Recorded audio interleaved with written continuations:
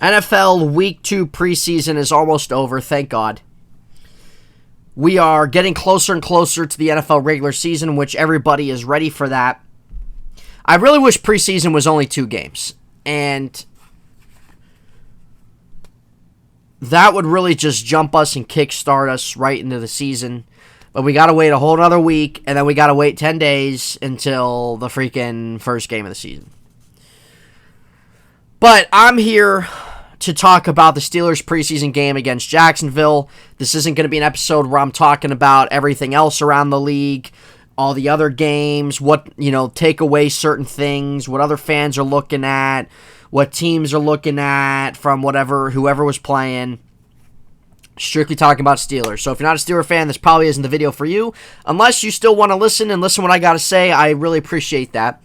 But this is IHS in Hindsight, episode 67, and it's good to get back on some consistency and just transitioning back into that schedule we had last year. But today is Sunday. It doesn't feel like it.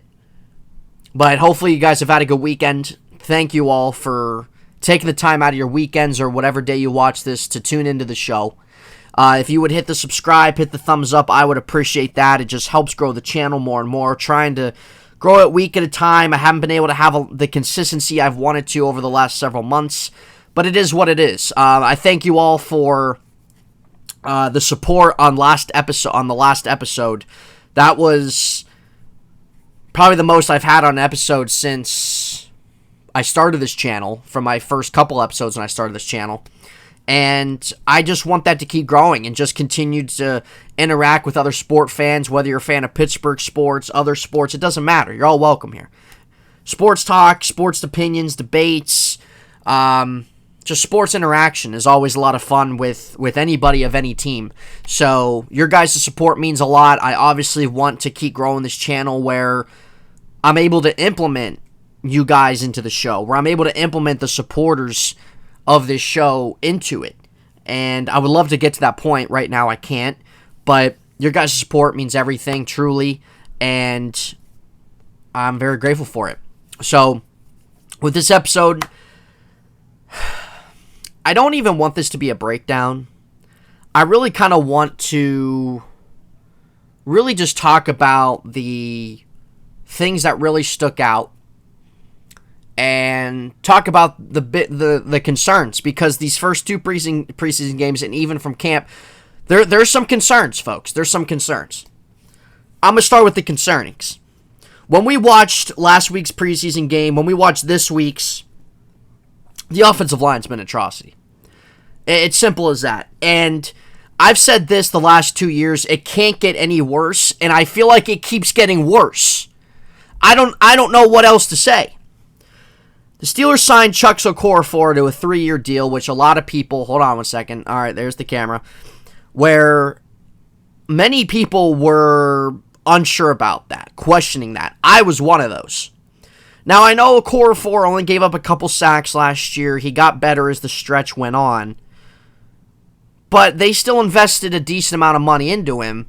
But at the same time, they structured his contract in a way of where if he isn't really doing much for them this year, they can cut ties. And that's the way they structured it, is where they back-ended his contract with more money than front-ending it, like with this season and even in next year. Next year's obviously getting paid a little bit more. But I feel like even though it's a 3-year deal, it's at the same time a little bit of a 1-year prove-it deal in a way. We know Okorafor was a mid-round pick a few years ago, and we'll kind of see. We'll really kind of see what kind of player he is this year. And I feel like if there isn't much there, if there's no growth, the Steelers might not even bring him back next year. But the most concerning in terms of the group of the offensive line has easily been James Daniels, who was their big offensive line investment this year. Kevin Dotson, who had a pretty solid first season and got hurt last year and wasn't very good last year when he played, and now he's ass right now.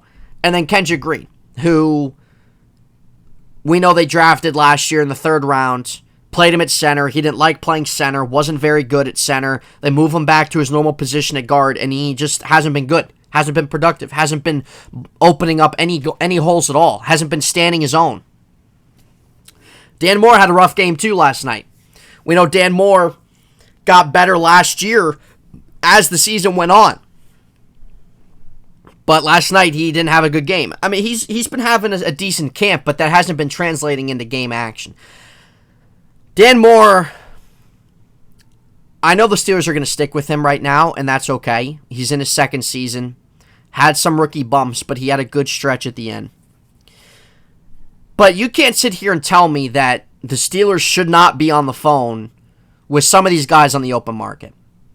There's still a handful of guys, interior offensive linemen or tackles out there, that they can definitely contact and bring in. Will they do that? I don't know. But I think it needs to happen because you're not getting enough production there from your interior.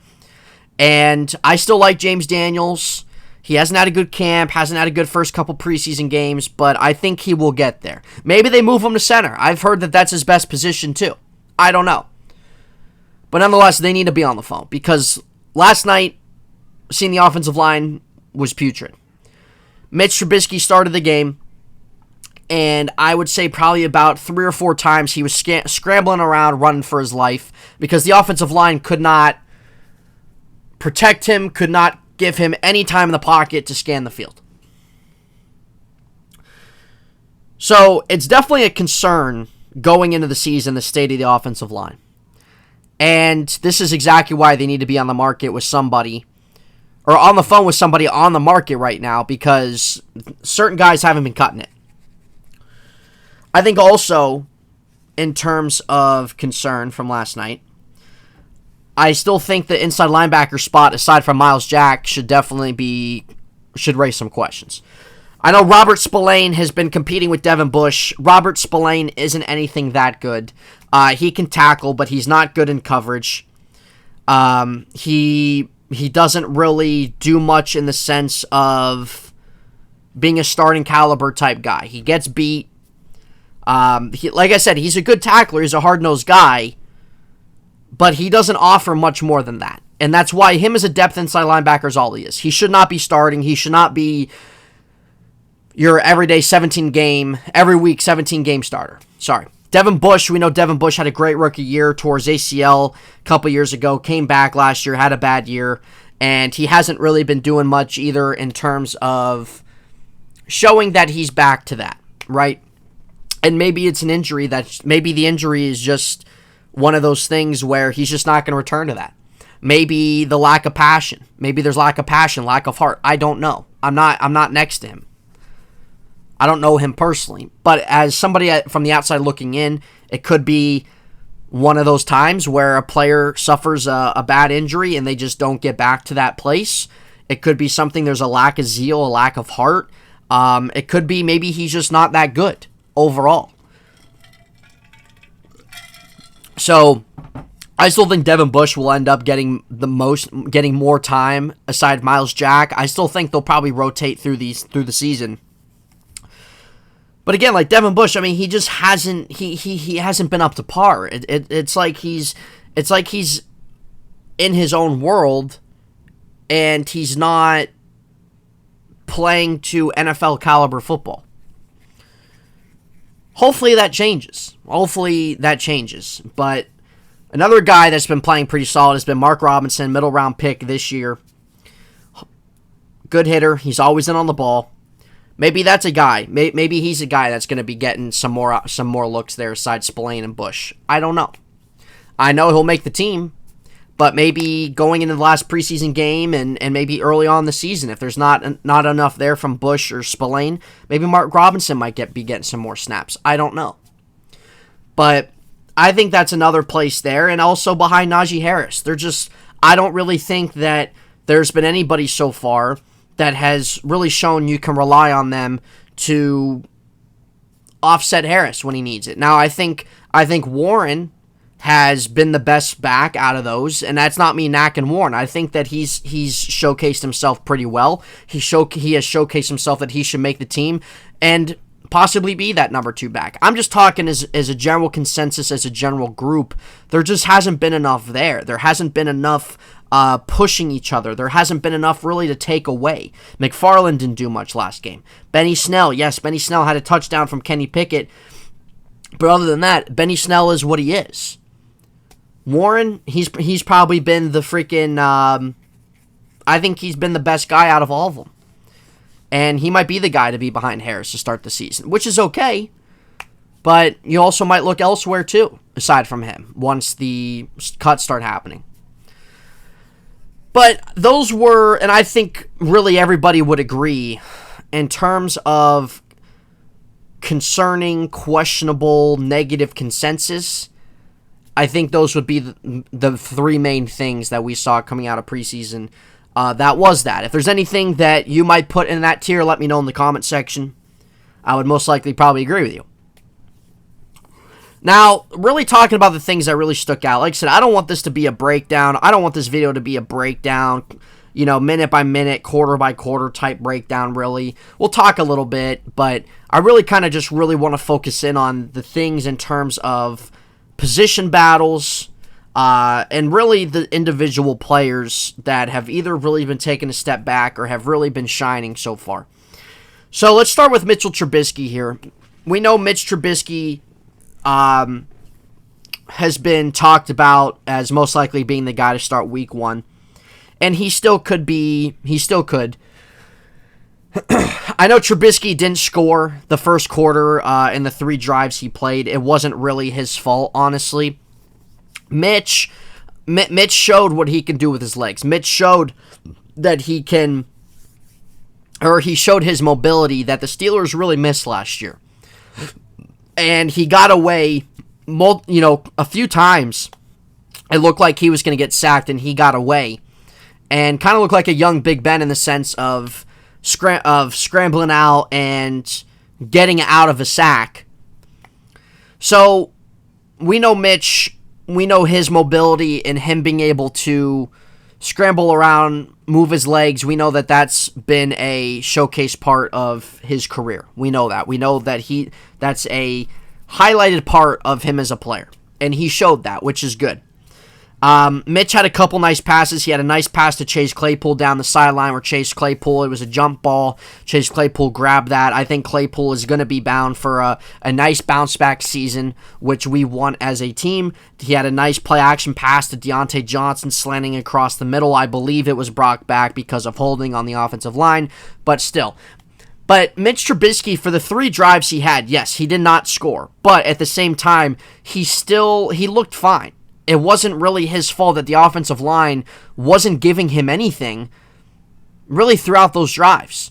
He had some nice passes there. He had some nice rollouts trying to escape the pressure, but there wasn't a lot there simply because the offensive line's part. And that's very reminiscent of the last couple seasons here.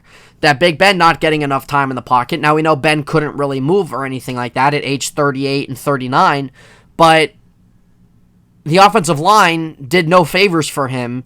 He had no freaking time the last 2 years of being able to get rid of the ball, being able to get the ball down the field. He didn't have any of that. And that was very reminiscent of what we saw with Trubisky's drives, where he didn't really have enough time to scan the field. He had to scramble out about 3 or 4 times, roll out, run around. And there were a couple times he had positive yardage out of that in terms of him being able to run, but still, you can't be giving up that many pressures in that amount of time. So I thought Mitch looked solid again. He had a good showing last game.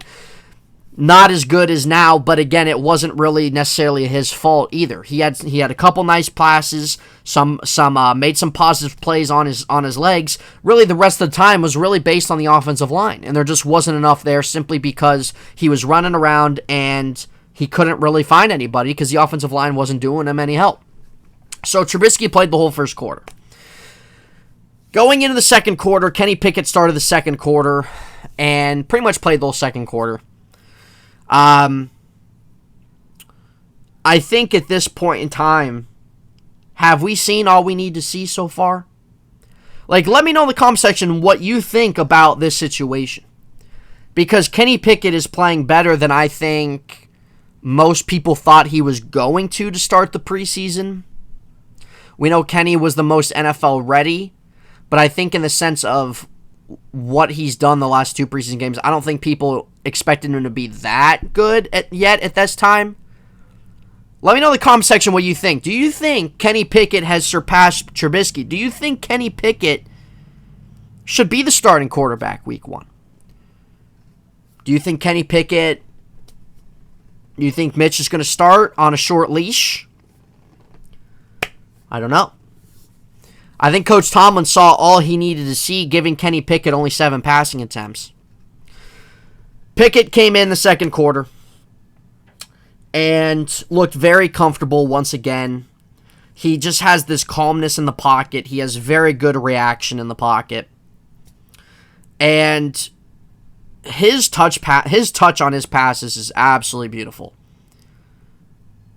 Kenny Pickett, let me think here. I'm trying to think how the first drive went.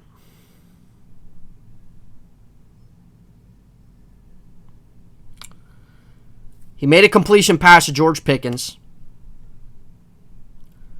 I don't know why I can't remember how the first drive went when he came in.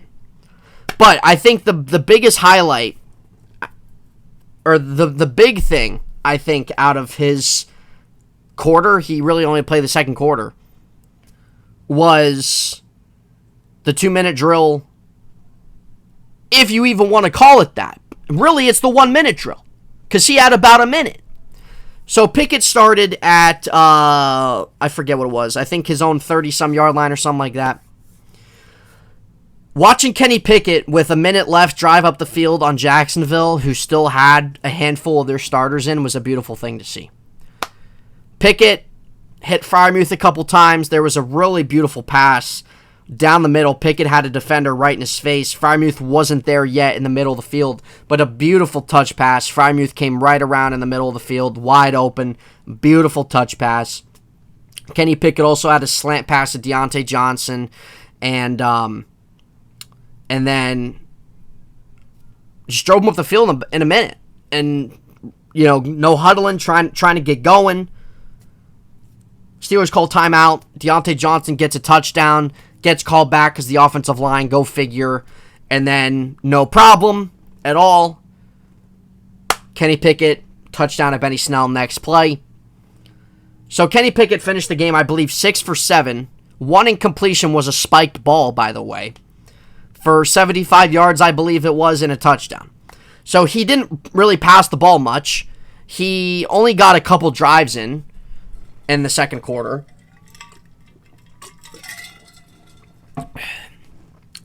But really, what we saw from Kenny Pickett is an add-on from what we saw last week.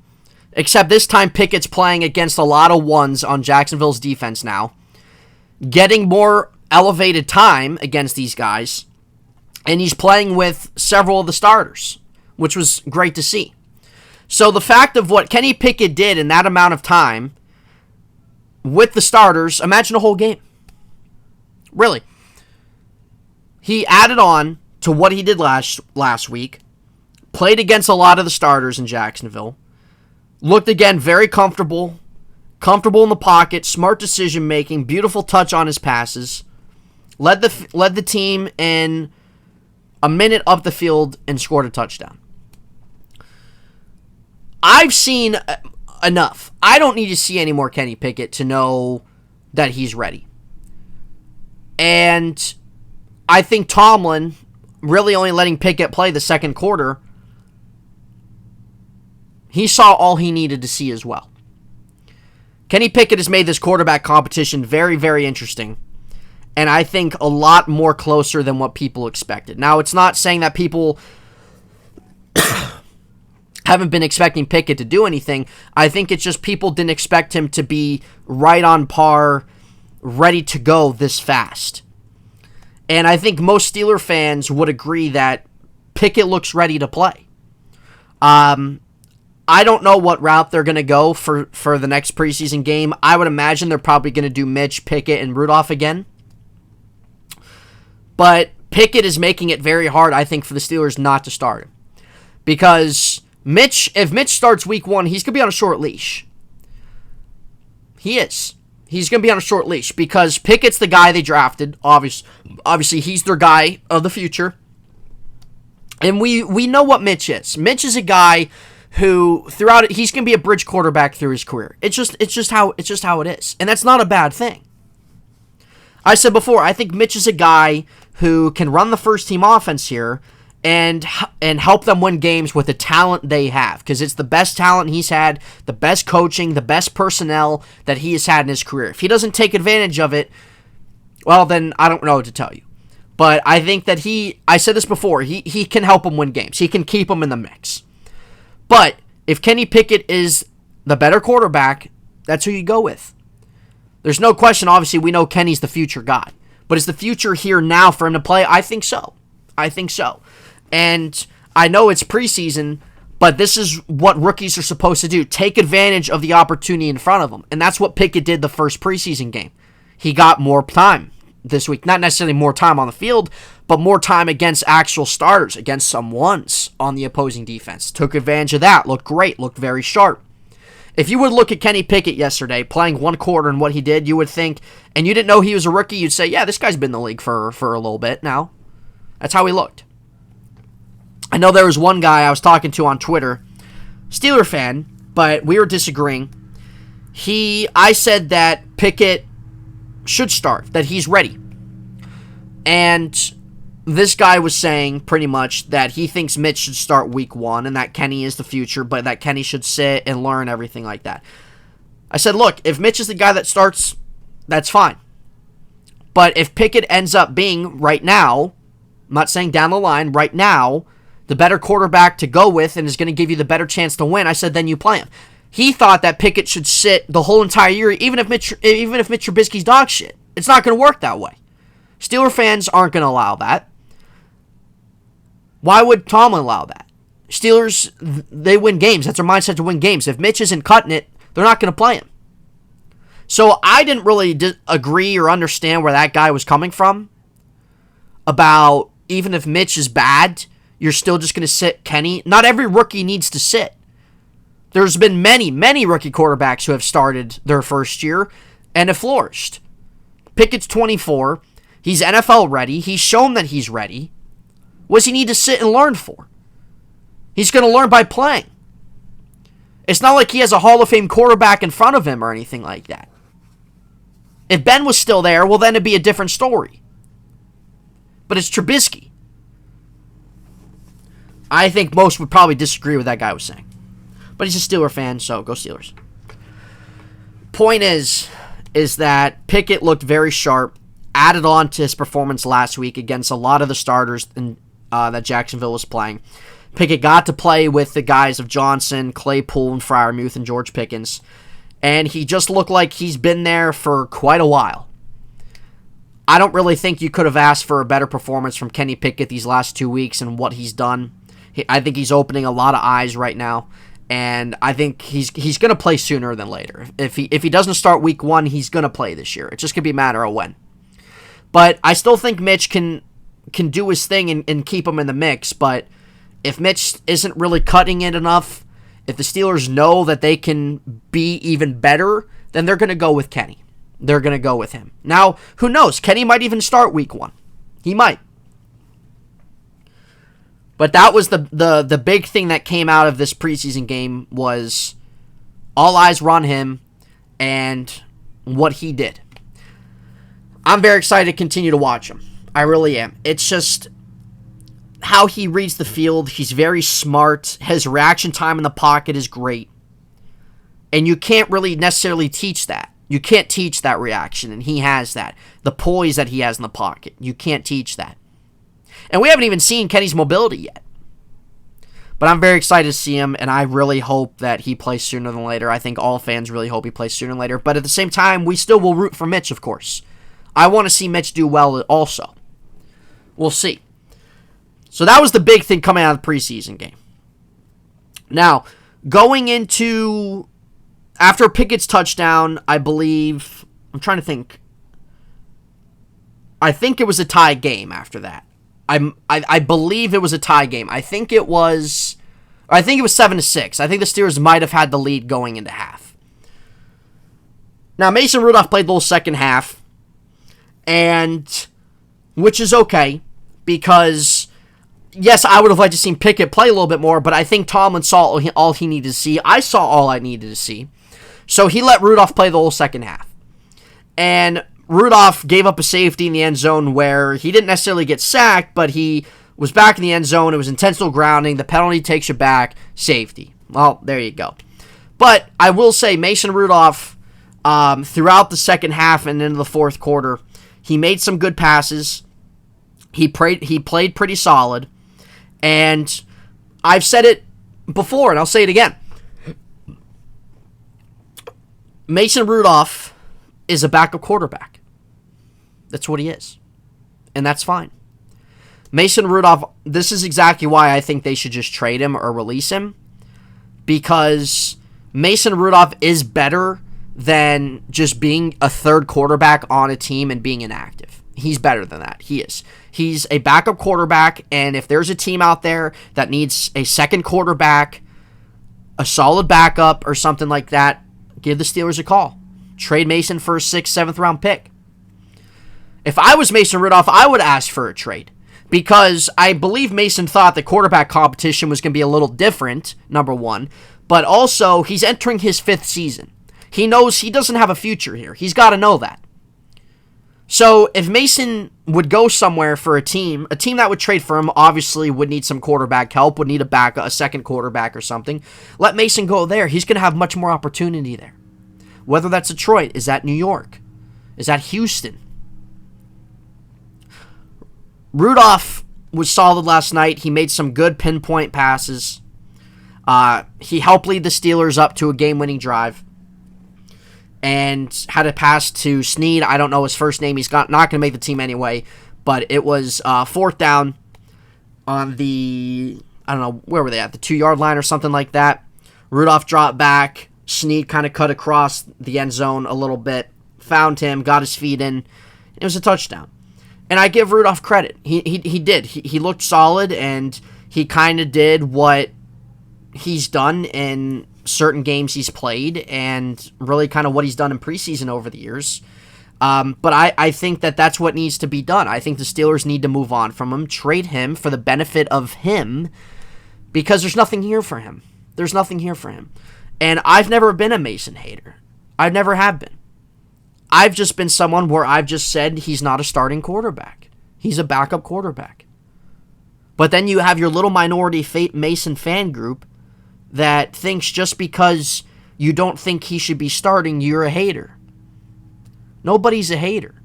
I know there's Steelers fans out there that don't like him, but I think they don't like him in the sense because they don't view him as a quarterback here. So, I think that's what's going to happen, where he does end up getting released or traded, probably after the 3rd preseason game, I would think. But I wish him the best. He seems like a nice guy. He's got good arm strength, but there's no future here for him. Go somewhere where maybe there's a better quarterback battle. Go somewhere where maybe you can be the backup quarterback for now, and you're going to have more opportunity open for you, right? There's nothing wrong with being a good backup quarterback in the NFL, and I think that's what Mason Rudolph is. I think if Mason Rudolph's on a team as a second quarterback, a backup, your quarterback goes down or something, I think Mason Rudolph can help you in a pinch like that. Now, long-term, like a long-term injury, you're probably not going to see tons of wins or anything like that, but I think in a pinch, a couple games, few games, yeah, Mason Rudolph can help you get the job done and help you win maybe a couple of those. That's what he is, and that's not a bad thing. So I think the Steelers should cut ties and move on for his sake, for his benefit, and I think most people would agree with that. But Rudolph had a nice fourth quarter, made some nice pinpoint passes to some guys. Vaughn's, I don't know why I keep forgetting his first name. He's an undrafted guy this year, but he had I got the little monkey over here watching me record over here, my beautiful girlfriend.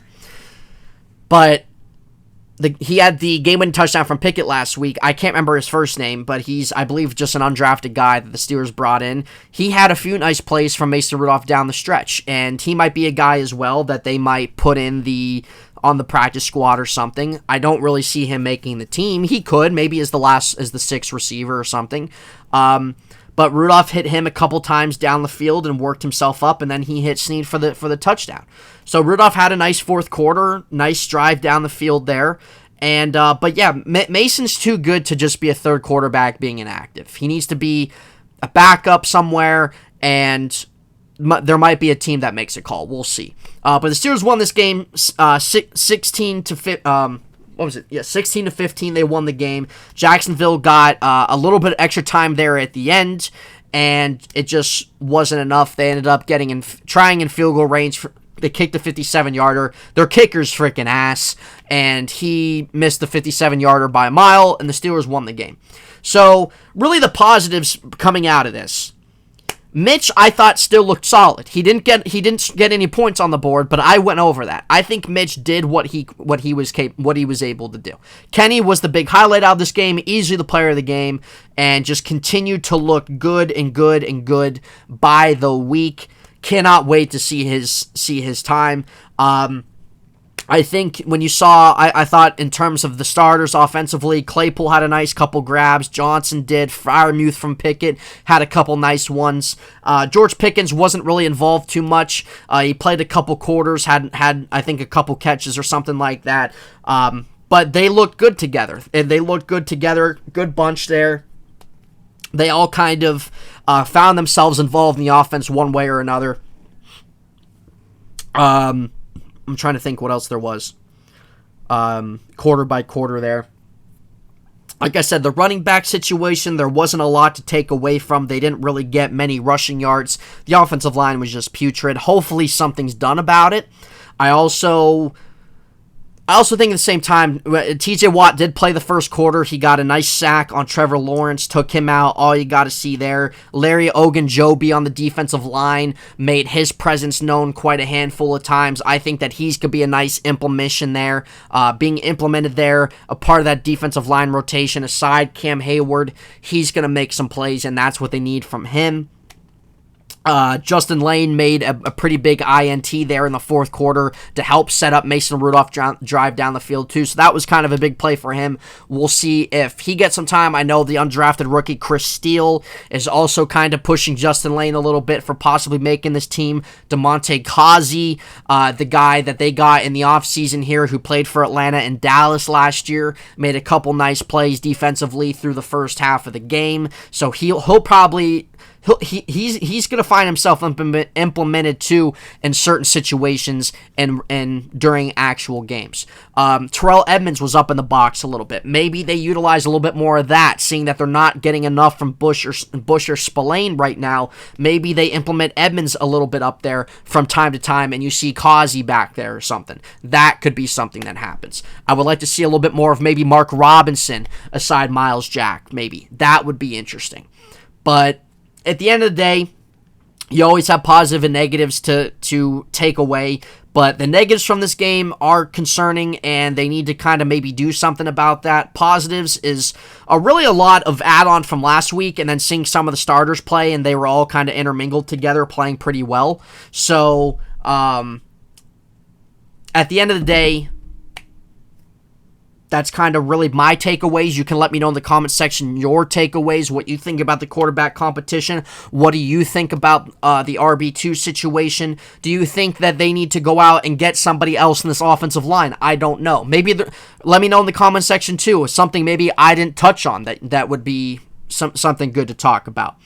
But I'm going to end it there, folks. There were a lot of things to kind of take away, I thought, from the second preseason game, which was honestly probably the biggest preseason game to take away from. So we'll kind of see the rotation they go week 3. We'll see if they make any moves going into week 3 next Sunday against the Lions. I don't know. I don't know what they're going to do. I don't know. If you had to ask me, I think Trubisky, I think he will start, but will be on a short leash, and I think we'll see Kenny sooner than later. But I don't know. I wouldn't be surprised if they decide to roll with Pickett. I wouldn't. I don't know. But it's going to be a fun season. I think Steelers will always be in the mix one way or another. They'll be competitive, and it'll be a lot of fun seeing how things go this year, because it's gonna be different, but it's gonna be fun. But those were a lot of my takeaways from the game. I would really like to see them make a call for an offensive lineman, maybe get a little bit more action with Mark Robinson. Hopefully, maybe Spillane or Bush can get up to par with Miles Jack. I would like to see that happen. There's still a couple battles in the defensive back section we'll kind of see more out of going into next week as well, how that's shaping up. And other than that, I'm going to leave it right there, folks. So hopefully you enjoy this episode. I appreciate your guys' support. I will not be back this week. I will be back Monday after the Steelers preseason game. I'm going to be out of town. Got a lot of things going on. But follow me on Twitter. It is all in the description down below. Twitter, Nate_Heintz. Instagram, Nathan_Heintz. And Facebook and the Heintz site to keep up with things of the channel when I upload. Even if you want to interact with me, you can. But I appreciate you guys' support. We will see you next Monday. Enjoy the rest of your weekends, and go Steelers.